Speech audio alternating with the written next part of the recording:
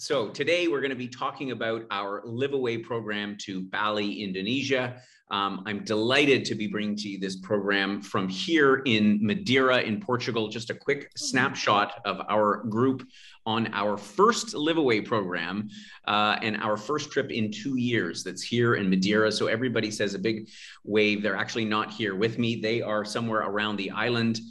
Enjoying the beautiful sunshine that's here. We've been enjoying wonderful weather and really being here together with all of these other members in Madeira has just brought alive the joy of travel that we all share. And that is what we're about at Wheel and Anchor. It's really about traveling with a community, traveling with a bunch of friends, like traveling with, you know, your friends from the golf course or the tennis club or the ski club or whatever it may be, or whatever group of people that you might otherwise like to spend time with. That's what the essence of a Wheel and Anchor trip is all about, particularly our Liveaway programs. And so our motto, and many of you who've joined us for many webinars will know this, it's about bringing travelers together. And as I say, seeing all these folks here who've been stuck at home for the most part for 2 years and enjoying this incredible island that we're on now. And, you know, their faces lit up and happy times. We're all going out to jazz tonight because that was what somebody said we should do. And so this is what it's all about. So I'll tell you a little bit more, but in the meantime, I want to introduce our team for our Bali LiveAway webinar today. So my name is Gordon, founder of Wheel and Anchor. I know many of you will know me already. In the background, we have Joel, who is our co-founder and does all of the background stuff, including making these beautiful webinars. Paula, of course, many of you will have spoken to already, is the only one in Canada and is the one that gets to take all of your calls and deal with all of the front end logistics. So that's Paula there in the middle. And many of you will not know Elsa. Elsa in the bottom of the screen, the bottom of the right there, is our director of operations. So she is looking after all of the detailed coordination of our trips. She has been an amazing resource to us at Wheel and Anchor since we started. And part of the reason that she's on the webinar today is because she lives in Indonesia, and she's going to be able to tell us a lot about Bali, because I think you said you're going there next weekend. Yes. Good morning, everyone. I'm Elsa, and yeah, hopefully I'll be going to Bali next weekend again for maybe, I think it'll be the 8th or 9th time during my time. So it's good to have a resource that knows Bali even better than I do, or a lot better than I do, quite frankly. And so having Elsa over there in Indonesia has been very helpful for us as we have planned this program. So today we're going to take you as travelers who are stuck at home, or maybe you're not stuck at home, because I think some of our members have even joined us from here in Madeira.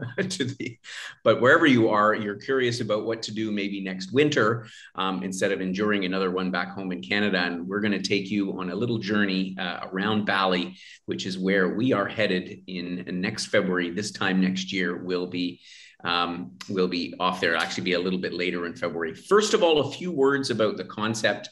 I said it at the outset. It's really about traveling on a longer getaway. So typically a month of time, or you can actually string a couple of them together. And I'll talk about that as it relates to Bali and Thailand and New Zealand in a second. But by spending more time in a place in one of these beautiful islands, and a lot of our destinations initially are islands, is we get a chance to get to know the place. We get to know our fellow travelers. As I say, we've had a great time here.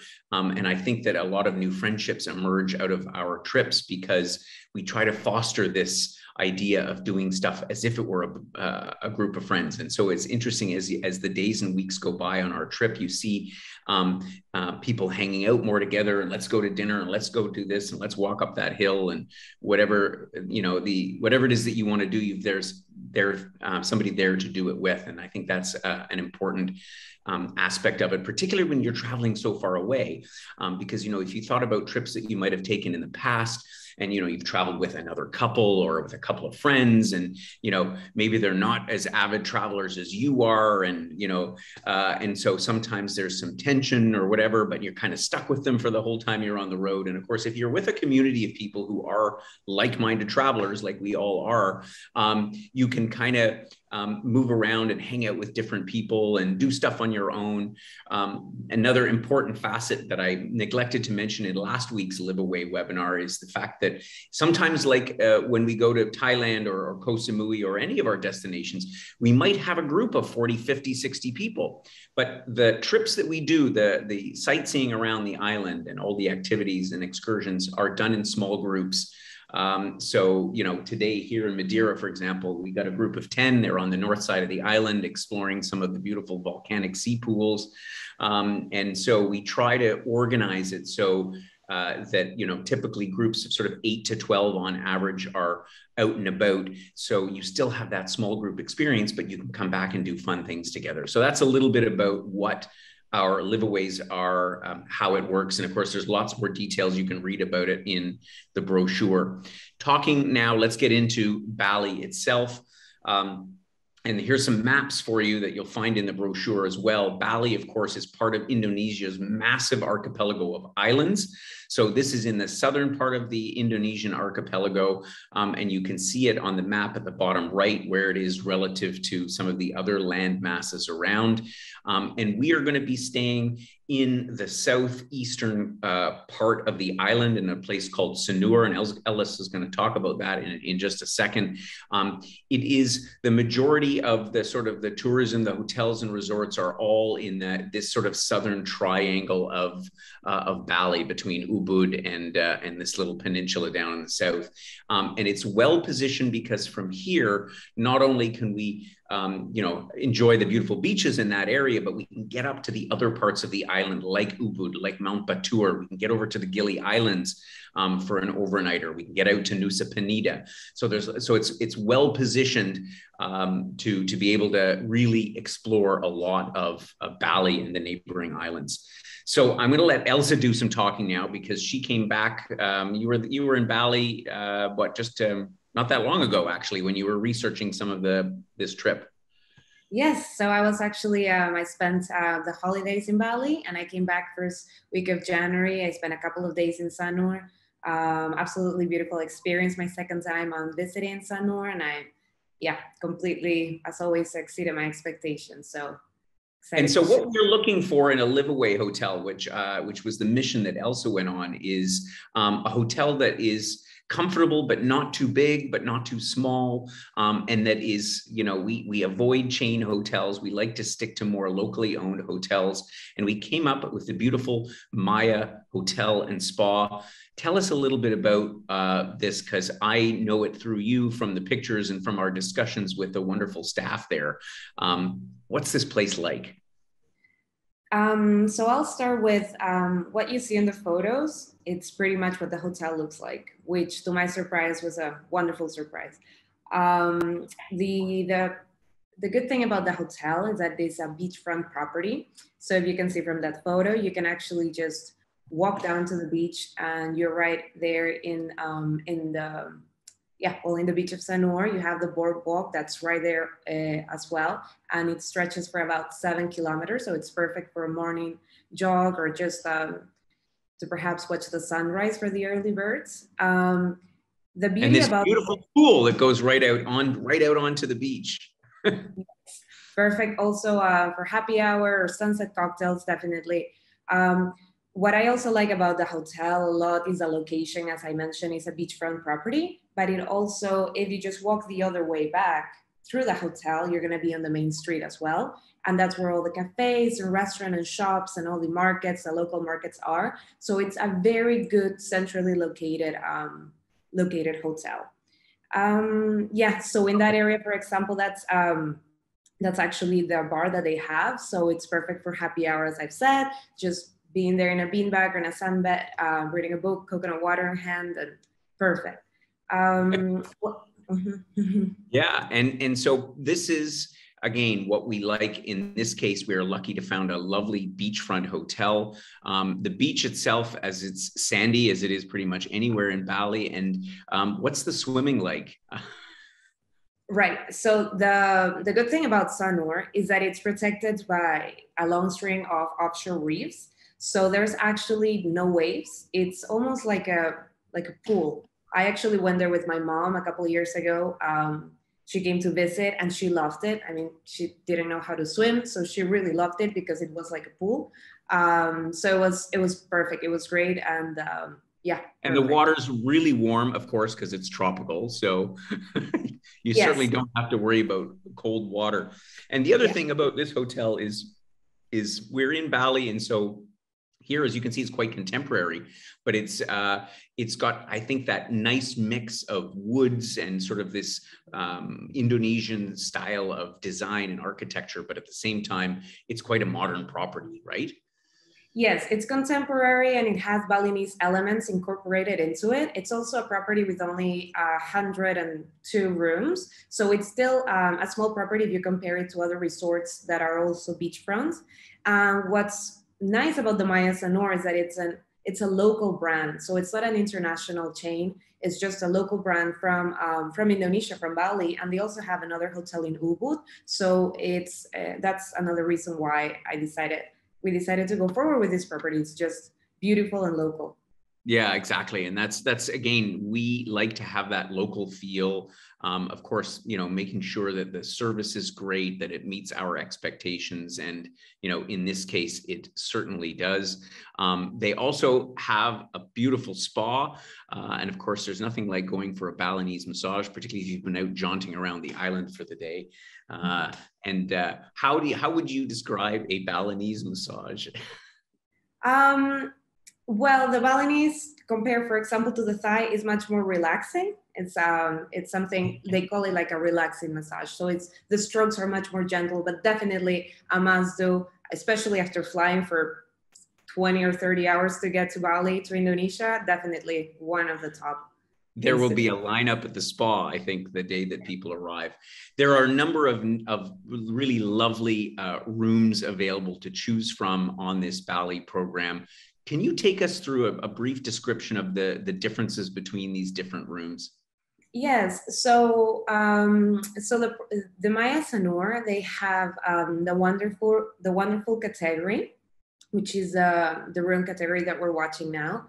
The wonderful category is divided into the garden view and the pool access. So it's the room is exactly the same. It's just depending on if you have access to the pool, or if you have the garden view, then you're not in ground floor, but in the second and higher floors. What I like about all these rooms is that they all have an outside space. So even the wonderful garden view is going to have a balcony with a chair and a little table outside where you can just enjoy the view. And so that's what I like about it too. And all rooms in all categories are going to have these beautiful glass windows from floor to ceiling that just gives so much light into the room.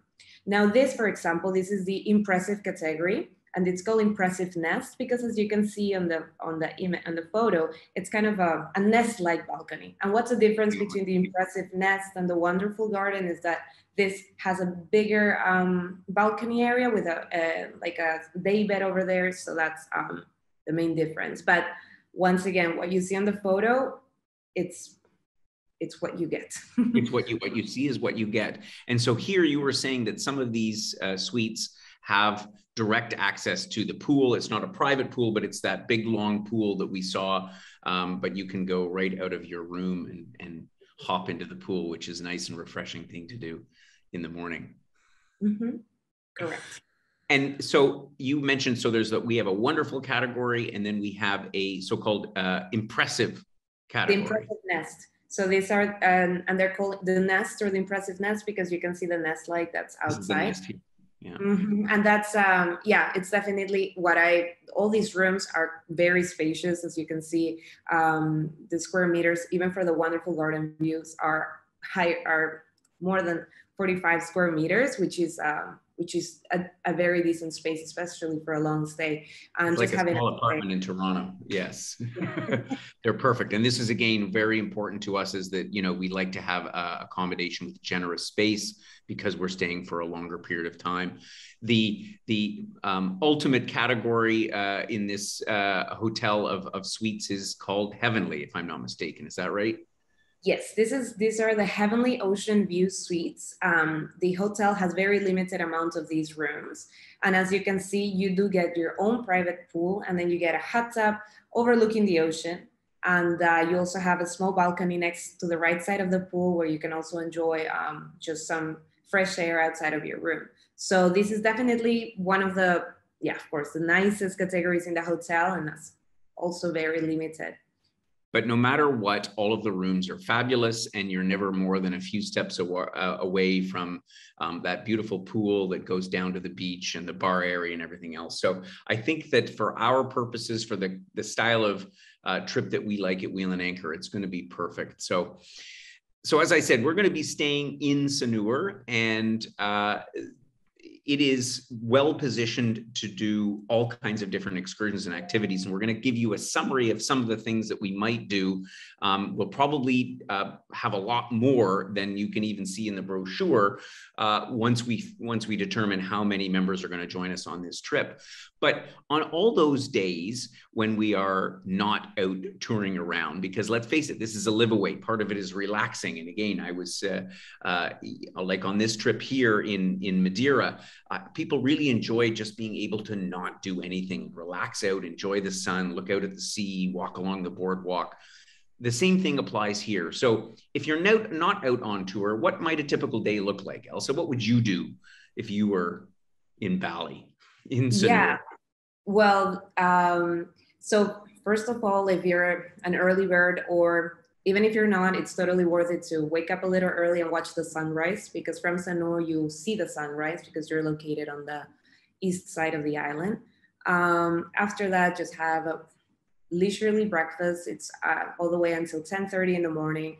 And after that, if you feel like it, perhaps you can go for a walk, for a 7-kilometer walk if you're out for it in the beach boardwalk, or you can also get a bike and bike it around. Perhaps if you're looking for something more active, that early in the morning you can rent paddle boards, and you can go paddle boarding as well. Now after that, once you like around time for lunch, as I've said, you just walk the other side and you're in the main street. So it's up to you what you want. If you want to go perhaps to the local markets and see what trinkets, souvenirs, clothes you want to get, or if you perhaps are in the mood to go to a hair salon or get a manicure or a pedicure or something, like there are options available. I actually got one while I was there. It's lovely. There's restaurants, there's cafes, and there's definitely many things to see and to do. It's even the main street where all of this that I'm saying is located. It has a very well paved road, and it's all very nice. All the infrastructure is designed also for the market, for the type of travelers, which in Sanur are mostly retirees. So that is definitely something that is going to be good for our group. That appeals to our members very, very well. And I think you made an important point. I mean, obviously access to local restaurants is important, because for the most part, we leave dinners out of the program, which again, referring to our program here in Madeira, we mostly have lunches on a lot of our excursions. And then by the time people are done with the day, they're like, please, no more food. I don't want to eat anymore. But so you can, of course, go out and enjoy any kind of cuisine, not just Indonesian, but really restaurants from all over the world that are, pretty much a short walk away in Sanur. And the other nice thing, Elsa, we were talking about earlier, is that cabs in Bali are very reasonably priced, certainly compared to our part of the world. And so, if you decide you want to go jaunt off a little bit further, I know some of our members will research and say, what about this and what about that? There's so many places to visit, and you can easily trot off.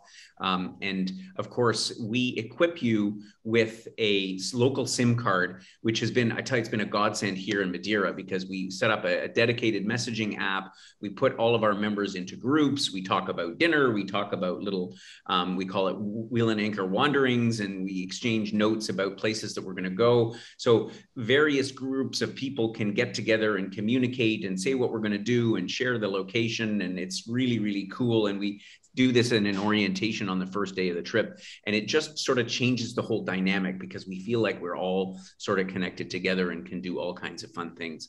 Let's go through a few of the different trips that we have on the roster for Bali. So give us a short synopsis of each of these things. And again, you'll find some of the details in the brochure. Has a summary of it. And then we have a detailed list of all the excursions as well that we're going to continually update as we decide on new and fun things to do while we're there. Mount BATUR.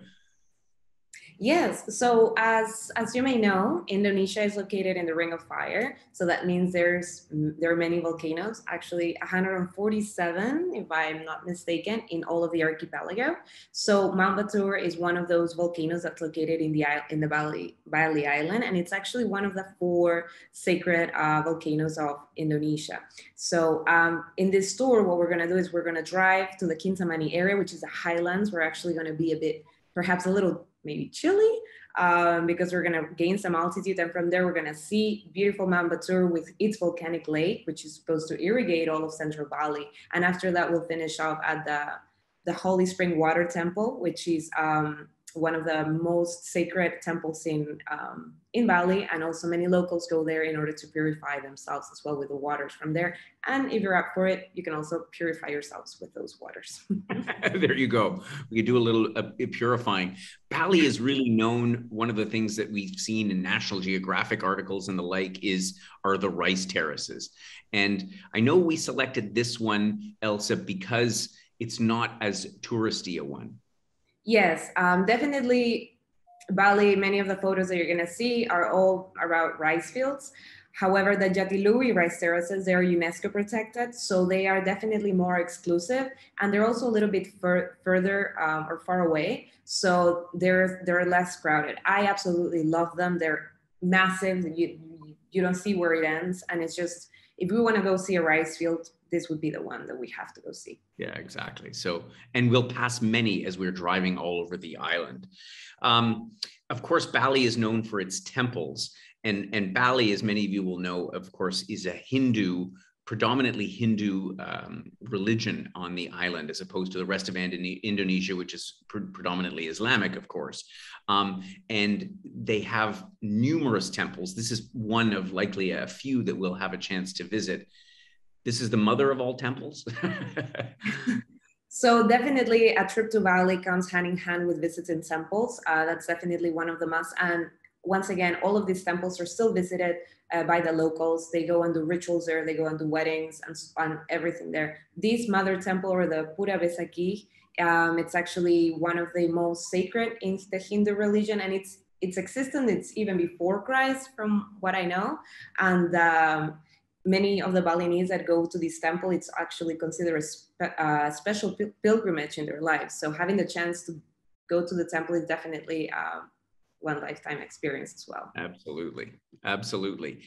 And Ubud, I mentioned it before on the map, is one of those meccas, one of those important places that you have to visit in Bali. And we'll probably do a couple of different tours there, an official one, because Ubud is sort of the cultural center of Bali, and it's also where the Balinese royal family used to live or lives. But I think that having a free day there to just wander around, because what impressed me when I visited Ubud some years back was all the architecture of just the ordinary houses, so to speak, and the gateways and the walls with all their ornate figures. It's just like, it's like wandering around your neighborhood, but with the most amazing design and figurines and statues that you've ever seen. What is your thought on, Elsa, in terms of a free day in Ubud to just saunter around? Yeah, if we go right to if we're dropped off right in the center of Ubud, you're going to be walking and you're going to be passing temples. You're going to be passing shops. You're going to be passing crafts shops as well, and eateries. So it's definitely just a very friendly area to be walking around and just popping into different shops and temples and just getting a closer look to what Ubud is all about. Absolutely. And so we'll also do and I see my internet connection is a little bit slow. We're going to have the opportunity to do an e-bike tour around Ubud. Let's see, it's not coming up on the screen. Can you see the slide on Ubud? Oh, it's not there. Yeah, see, it went ahead. Sorry about that. Jumped ahead. We're also going to have a chance to do an e-bike tour. And of course, I know a lot of our members will be familiar with e-biking because it's like the easy way of mountain biking, because of course you're supported by a little electric motor on the bike. And going around Ubud on an e-bike has to be a great way to see, obviously, not only the towns, the city center itself, but also some of the surrounding area. Yes, and definitely the e-bike is going to be a complete help in either going up or down, whatever route we take, and just being surrounded. This part of Bali is just rolling hills. It's not super mountainous like the volcanoes that you find further north, but nevertheless, I think that it'll be a fun experience to try e-biking for those that hadn't before. There's of course many other Balinese villages. And I know that we've got at least an excursion or two to some of those. What would we expect to see here? What's the experience on a trip to a local Balinese town? Yeah, so when we go explore to a Balinese village, usually someone from the village will reach out to us or will wait for us, and then they will show us the housing, if there's a housing complex, and just show us their lifestyle. Indonesian are one of the nicest, and we all agree, all my friends here that live with me, we are all like said that Indonesia are the most friendly and nicest people. They are very welcoming. They just make you feel like one more. So definitely getting to see firsthand some of their living style, and so it's definitely something that we have to. Yeah, that's important. Is we like to experience that local hospitality, that local culture. That's part of the experience. It's not just about doing all of the touristy things. We'll venture over to Canggu as well. It's pronounced Canggu. This is on the southwest side of the island, not too far away. But what would we expect by what would we do when we went over to a place like Canggu? Yes, so Canggu is usually where I would spend most of my holidays. What you're seeing right now, the water that you're watching is usually filled with surfers. So this area predominantly attracts a proportion of younger scenery, mostly surfers, digital nomads. So spending a day and coming to just walk on the beach and just seeing a different, perhaps watching the sunset, because from this west side, we can watch the sunset. So it's definitely a different change of perspective and just getting to see another part of the island as well. Beautiful shops, beautiful eateries as well. It's a different rhythm and a different, a different rhythm for sure. Yeah, exactly. And I think that's important because when we come to these places, it's like it's nice to see, to stay in a place like Sanur where you find other retirees from other parts of the world and you get a chance to meet people. But it's also nice to see the different, as you say, sides and shades of the island with the different clientele that are there. I mean, Bali has been popular among Australian tourists for many, many, many years. It's kind of like, their Caribbean, so to speak, going up to Bali. And so by visiting some of these other places like Canggu, we get a sense of what that's all about. Of course, the night markets. Tell us about that, Elsa. Yeah, definitely when you're traveling around Southeast Asia, visiting a night market is definitely something that we have to do. So there is one in a district not so far. It's actually between where Sanur is and Ubud. And once you go there, you're just completely admiring all the type of foods that are there. There are also food stalls, food carts, and it's a good chance also to see many types of food in one place and getting to ask all the questions that you have about the food because everything's right there and you can try as much as you want. So definitely as I've said, it's a must do if you're going to Koh Samui as well. I'm sure Gordon has a wonderful night market that he's going to take us to, right? Absolutely. Night markets are part of the fabric of Asia, if you will. It's also fun to engage in some of the local arts and crafts. And I know that we like to incorporate, you know, either little art classes or something in our different liveaways. In Bali, it's all about the batik. Is that right? Yeah, so Indonesia, this is their prime textile. A batik can be worth a lot of money. Can be worth a lot of money.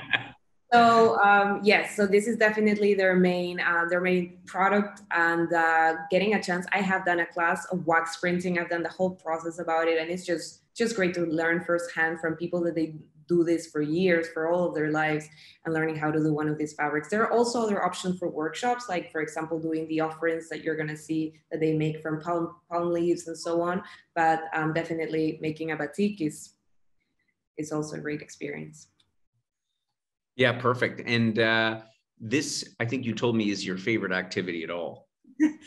Yes. So this is in Sanur. There are a couple of hotels that are also beachfront that will offer a bottomless brunch on Sunday. So it's great to just have a relaxing Sunday, going at 10, 11 for brunch, where all you can eat, all you can drink for the ones that are out for it, and just having a lazy Sunday.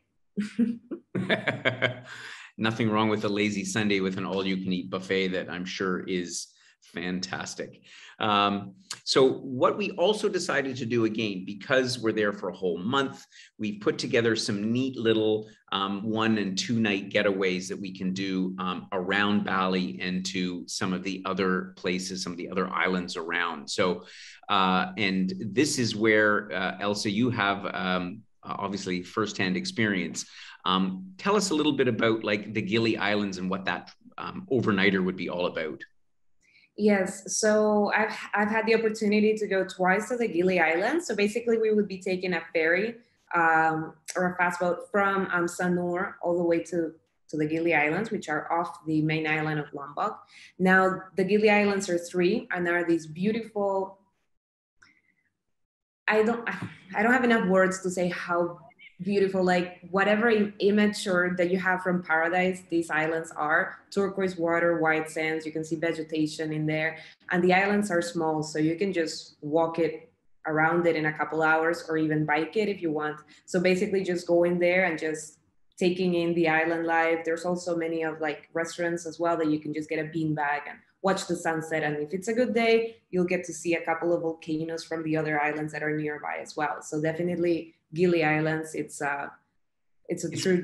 The Gili Islands are quite popular among young people. So if there's a little bit of young spirit left in you to go out and exploring around, I mean, we're staying at some lovely accommodation for the night that we'll spend there. But it'll give you an understanding, why the backpackers from all around the world head to places like the Gili Islands. On the other hand, you've got Nusa Penida. And we talked about this, and I know you're excited to head there pretty soon as well. Yeah, so Nusa Penida, it's actually, it's also, we would have to take a ferry from Sanur. You can actually see Nusa Penida from Sanur, so it's not too far. And this is definitely a less developed island compared to Bali. However, the landscapes and the amount of geography that you get to see in a place like this, it's one of a kind. So definitely this is for type of travelers or type of people that are wanting to look at different, that are okay with going into, as I've said, a less developed area, but at the same time get to see what you're watching in the photo right now.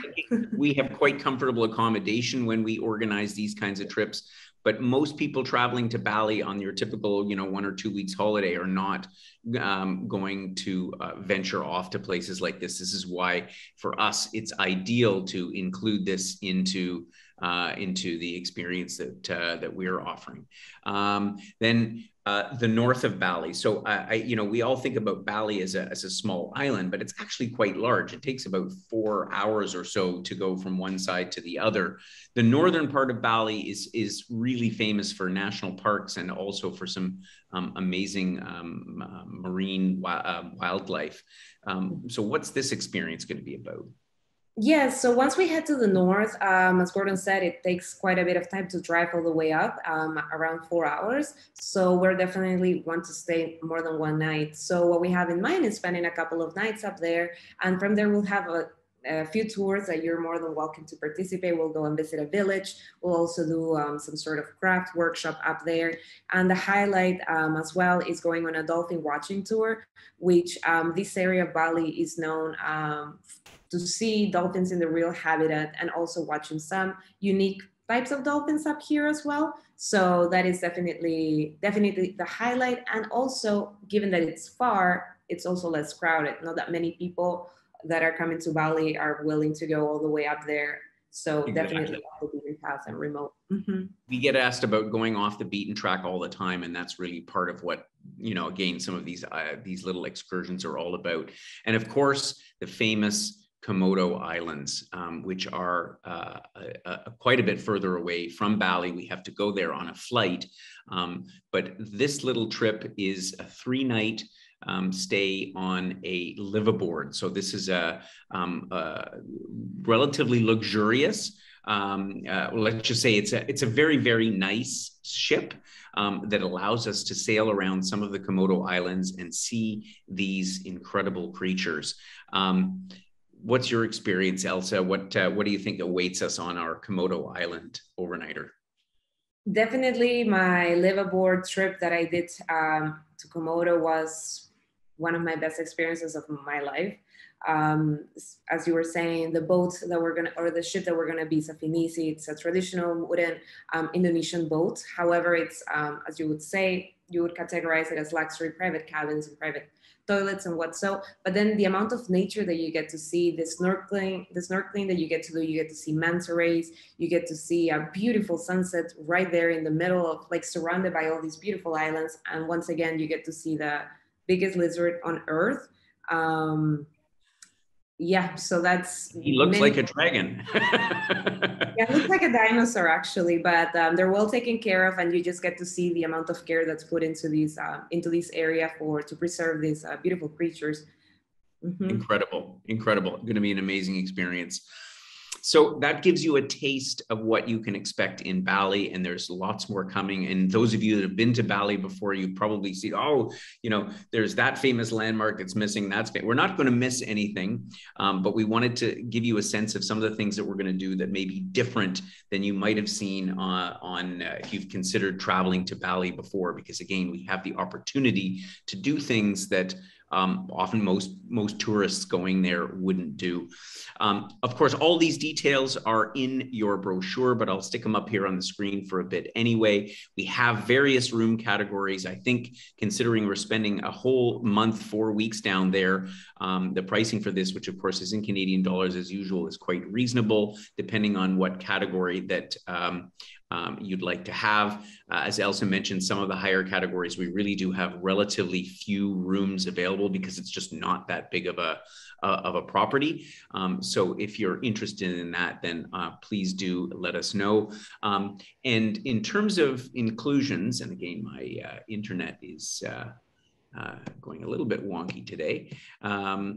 Oh, sorry, I know I want to mention that when I talk about food and drink, because of course on our Liveaways, as I mentioned, and I know I've seen a couple of questions from some members already asking about, if there is a kitchenette in the rooms. And these rooms, unfortunately, in this property don't have a kitchen in them. We looked for sort of apartment style accommodation as we feature in some of our other Liveaways, but we couldn't really find anything that had that combination of being well located and comfortable and Balinese enough to say that it justified. And I think an important point though is that dining out in Bali is very reasonable, and I think when you arrive there, particularly, you'll get to understand quickly.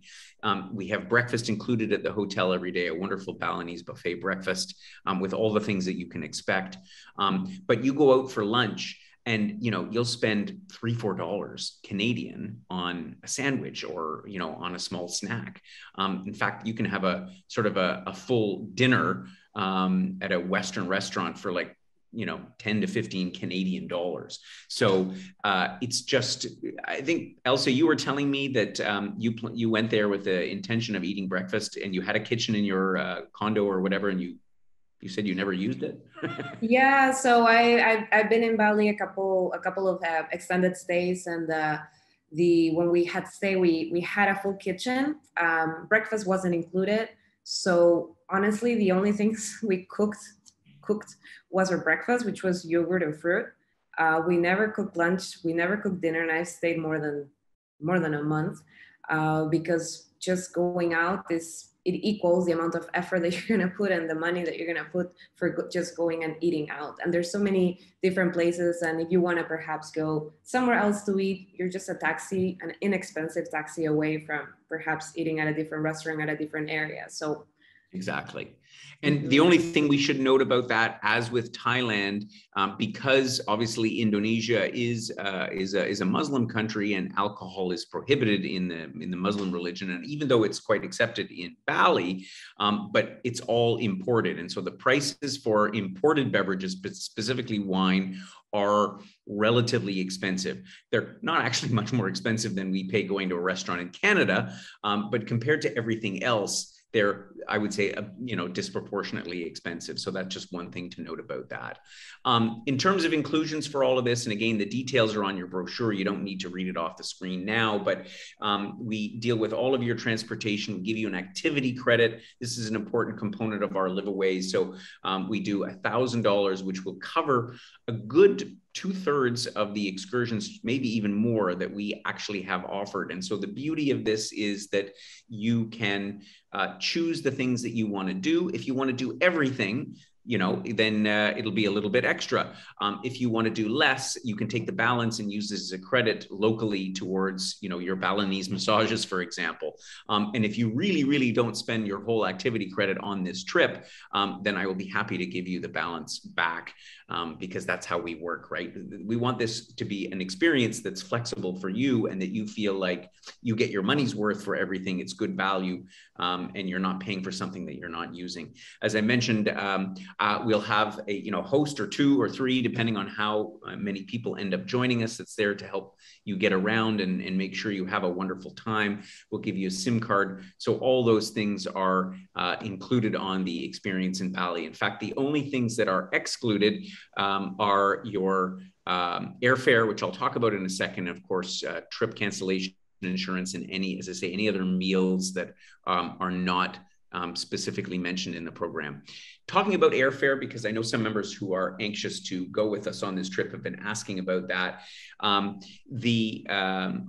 of the Trans-Pacific routes that existed before the pandemic have not come back yet. So as a result, if you look at airfare to Bali now, you won't see the full picture. And I think that's very important, because I'll come back to that in a second, because as I say, many of the routes, Hong Kong, Japan, the routes to China are currently not operating, and they're just going to come on stream in the coming months as we come out of this crisis, out of the pandemic, I should say. So if you wait a little bit, you will find the best connections are typically via Hong Kong. You can fly via Taipei, and all of those routes will be reinstated, I'm sure, in the next coming months. You get a sense of what you are looking at in terms of airfare. At least these were the rates before the pandemic, and I'm cautiously optimistic that at this time next year, they should be the same. If you would like to jump on board, if you've decided this is for you and you sign up before the end of April, we'll actually give you an additional $250 on that activity credit. So again, this will cover a good number of the excursions, with the exception of some of the longer ones like the Komodo, obviously, which is a few $100 extra. And a few members mentioned to me, so we've decided, because we have positioned this program right after Koh Samui in Thailand and right before our Liveaway in New Zealand that we're going to be releasing in a few weeks' time. And so for some people, the idea of spending a month away is great, 6 weeks is great, but 2 months away, I've got family, grandkids, whatever it may be. So if you decide you only want to do 4+2, so you want to do 6 weeks, so you want to do 2 weeks in Thailand and 4 weeks in Bali, or the other way around, we can accommodate that, and just let us know if that's something that would suit your schedule better, and we'll be able to give you a price that's specific for that. And then, and the early booking bonus, which I already mentioned. So now's the time to answer any questions from our members. And before we do that, I just wanted to thank Elsa before I forget at the end, because of course she's joining us from Indonesia, where of course it is 1:45 in the morning, of course. Oh. Yeah. So thank you so much for staying up late to give us some firsthand information about Bali and Indonesia. And in the meantime, Paula, I see a whole bunch of questions have come in, so maybe you can help us navigate through that so we can get everybody's questions answered. Definitely can work on that. It was great to join. Thanks, Elsa. So to start off with, a member was asking about yoga classes, and I'll throw in yoga/fitness available at the property. Yes, so the Maya Sanur offer yoga classes. They will have a schedule, so you're more than welcome to sign up for the schedule. And they also have a fitness room as well. Fabulous. And the next question is, what is the snorkeling like? Definitely, you can go and try snorkeling out of the waters of Sanur. I did not get to do that while I was there. However, if there's heavy interest in snorkeling, we can definitely arrange a trip to take us in a boat into further down. But as of the area right out of the hotel, you can definitely snorkel and get to see some. But we will organize a snorkeling trip to one of the better areas. I mean, Indonesia is famous for coral reefs, but you need to go to them. And so we'll definitely have an excursion that takes us to explore some of that marine wildlife. And I love snorkeling, so I love it. So we're definitely going. That's the only downside of having a nice sandy beach is it doesn't always have the coral reefs right there, but that's okay. No, exactly. Another question was with regards to how long the boat ride to the Gili Islands is. Yeah, so definitely from Sanur, we would be taking a fast boat. And that usually takes around 2 to 2.5 hours. So it's a bit of a trip. And I think the next question logical to that would be, how rough is it likely to be? That's why we take the speedboat, because there's another option of a ferry that takes around 4 hours, but however, that's slowly, so you get much more hit by the waves. But with the speedboat, you're just cutting through. So that's definitely what we're doing. Perfect. A question around the accessibility of the trip for someone that would require a walker, and secondary to that is if there's an elevator in the hotel. Yes, of course, there's an elevator in the hotel. Okay. And so I see another question here about the early booking bonus. And if you take only 2 weeks in Bali, so actually I hadn't thought about that through, but what we'll do is if you decide to do 2 weeks in Bali and the 2 weeks in New Zealand, we haven't done the pricing yet for New Zealand, but we'll split the early booking bonus in half if you decide to come for only 2 weeks. But what's important to mention is that the 2 weeks has to be combinable with at least 2 weeks in either Thailand or New Zealand for us to be able to do that, because as you can imagine, it's a fair bit of administration, but I know that some members are already interested in a slightly shorter stay. That's why we're giving the option of 4+2 and potentially 2+2. So if that applies to you, I see Jennifer, then definitely drop us a note. Any other questions, Paula? There's a couple more here with regards to if there's a small mini fridge and coffee maker in the room. Yes, so all of the rooms, they do have a mini bar, and they also have a coffee machine and a tea making facility, electric kettle. Yeah. And what you were saying is, Elsa, the fridge is big enough that definitely if you want to put in those afternoon snacks or whatever, there's enough in there. It's that you can stow away those things to tide you over if you don't want to go out for a big dinner. Mm-hmm. Yes. Perfect. A couple other questions here. They just keep rolling in. Perfect. No problem. And I apologize would the trip to Komodo be likely within the first 2 weeks? Deanna's asking. So what we'll do with the Komodo trip is we will likely offer it immediately after the first 2 weeks, before the second 2 weeks, and we'll also offer it as an extension at the end because it is, it's actually a total of 4 nights. Is that right, Elsa? 3 nights. Well, yeah, 4 nights.